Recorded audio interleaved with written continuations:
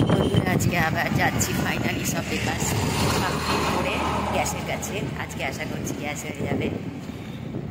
বেরোচ্ছি। বাবা কিছু বলো। আমার কিছু বলার নেই। মেয়ে তো কালকে রেস্টুরেন্ট থেকে খাবার আনা হয়েছিল, সেটা খেয়েছে। চোখটা খুলে খিদে পেয়েছিল তো, মোটামুটি কিছুক্ষণ আর অসুবিধা হবে না বল। আমার লাঞ্চ হয়ে গেছে। লাঞ্চ হয়ে গেল।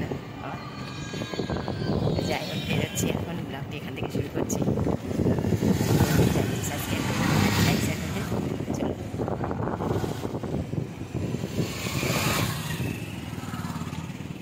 আজকে সব পেপার রেডি করে তো ফাইনালি নিয়ে যাচ্ছি, দেখি কি হয়।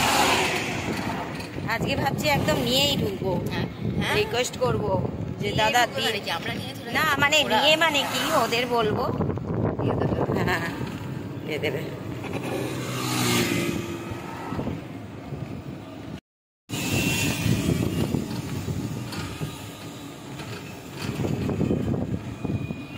ব্লগটা করবো, দাঁড়া দেখাতে দে। দেখা এই বন্ধুরা মেয়ের চাল এসেছে, এখানে চাল নিলাম।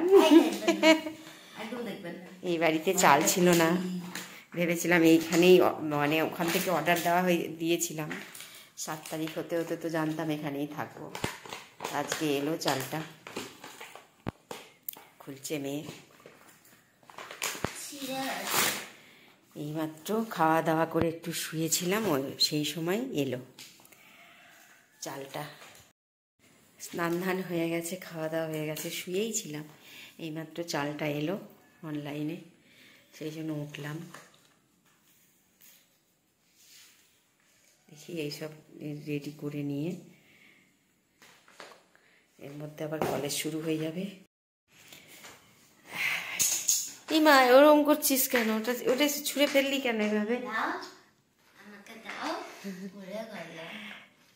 আজকে দুজনেই শ্যাম্পু করেছি। এটা কি করলে রিশু বলো? এখনই লাগতো না। মজা করতে গেছিলাম, দুজনেই আজকে শ্যাম্পু করেছি। কয়দিন গিজার ছিল না, আজকে গিজারও লেগে গেছে।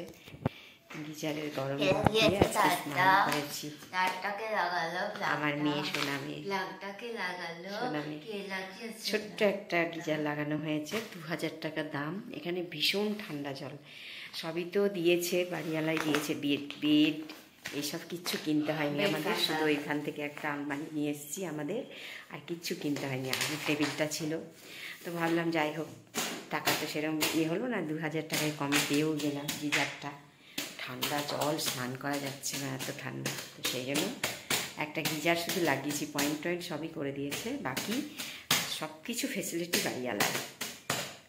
আমার বাড়ির মালিক সবই দিয়েছে। ওপরে ফ্যান ওনার, বেড ওনার, বেডশিটটা শুধু আমার। আমরা শুধু একটা টেবিল নিয়ে এসেছি, ম্যাট্রেস ওনার।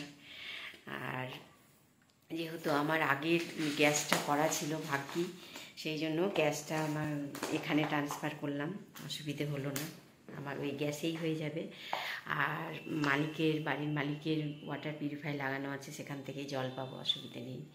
ওয়াটার পিউরিফায়ার আর এনেছি শুধু এই যে ড্রেসিং টেবিলটা, এই যে ড্রেসিং টেবিলটা ছিলই আগে, সেই ড্রেসিং টেবিলটা এনেছি। আর দুটো আলমারি, মানে এই দুটো নিজেদেরকে এনেছি, এই আলমারি দুটো নিয়ে এসেছি। সেটাও আগে, কারণ যখন মেয়ে পড়াশোনা করতো আমি যত্ন করে রেখে দিয়েছিলাম এই জিনিসগুলো। বন্ধুরা, জানতাম যে বাইরে এখন যেতেই হবে।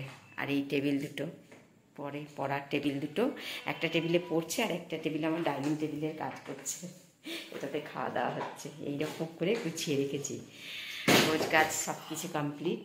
আর সব থেকে বড়ো কথা, আমাকে বেশি খরচ করতে হয়নি, এটা একটা আমার প্রফিট।